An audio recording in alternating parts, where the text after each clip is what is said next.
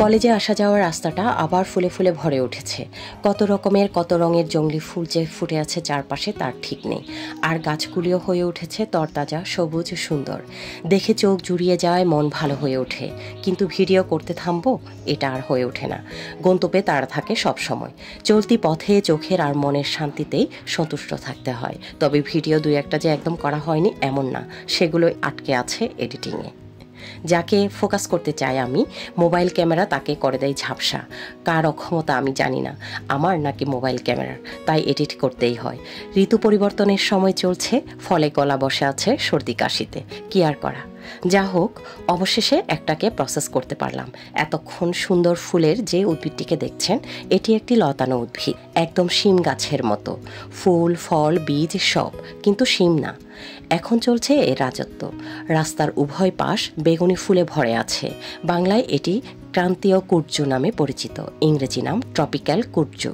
এর বৈজ্ঞানিক নাম নিউস্ট্যান্থাস ফ্যাসিওলয়েডাস। এটি মটর পরিবার অর্থাৎ ফ্যাবেসি পরিবারের একটি সদস্য। পূর্বে এর বৈজ্ঞানিক নাম ছিল পিউরারিয়া ফ্যাসিওলয়েডিস। এটি গভীরমূলী এবং বহুবর্ষজীবী উদ্ভিদ। এই উদ্ভিদে একটি সাবটিউবারাস মূল তৈরি হয়, যা একে জলাবদ্ধ মাটি এবং অল্প সময়ের খরা সহ্য করতে সাহায্য করে। কাণ্ড সরু এবং 10 মিটার বা তার বেশি পর্যন্ত লম্বা হতে পারে। এগুলি আরোহী প্রকৃতির, যা অন্যান্য গাছ বা বস্তুর উপর আরোহণ করে বড় হয় বা লম্বা হয়। আর্দ্র মাটির সংস্পর্শে এলে পর্ব থেকে মূল উৎপন্ন হতে পারে। তরুণ কাণ্ডগুলিতে ঘন বাদামি লোম দেখা যায়। পাতাগুলি বড় এবং ত্রিপত্রক, যা লিগুম পরিবারে সাধারণভাবেই দেখা যায়। পাতা বৃন্তক এবং তাতে লোম থাকে। পত্রকগুলি পাতলা, ডিম্বাকার বা রম্বসাকার হয়। পার্শ্বীয় পত্রকগুলি অসমমিত বা অ্যাসিমেট্রিক্যাল। পত্রকের কিনারা খুব সামান্যভাবে বিভক্ত হতে পারে। ফুলগুলি ছোট, হালকা বেগুনি থেকে গাঢ় বেগুনি বা গভীর বেগুনি পর্যন্ত হতে পারে। এগুলি সাধারণত পাতার কক্ষ থেকে উৎপন্ন অক্ষীয় রেসিম এ বিক্ষিপ্তভাবে জোড়ায় জোড়ায় থাকে।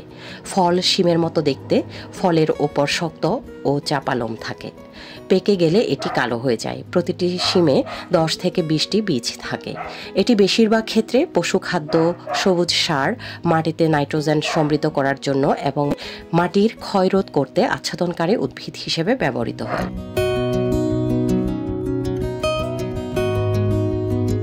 এর ঔষধি ব্যবহার এবং কার্যকারিতা সম্পর্কে আধুনিক বৈজ্ঞানিক তথ্য তুলনামূলকভাবে কম।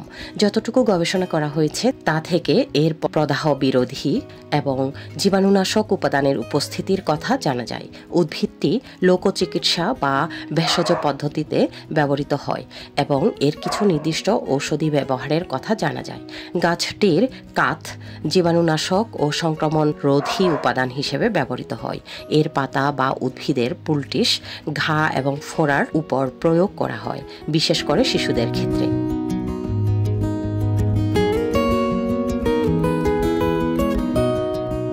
কিছু প্রজাতির মূল, কচি পাতা, ফল প্রভৃতি অংশ ভেষজ সম্পূরক, চা, সবজি হিসেবে খাওয়া যেতে পারে।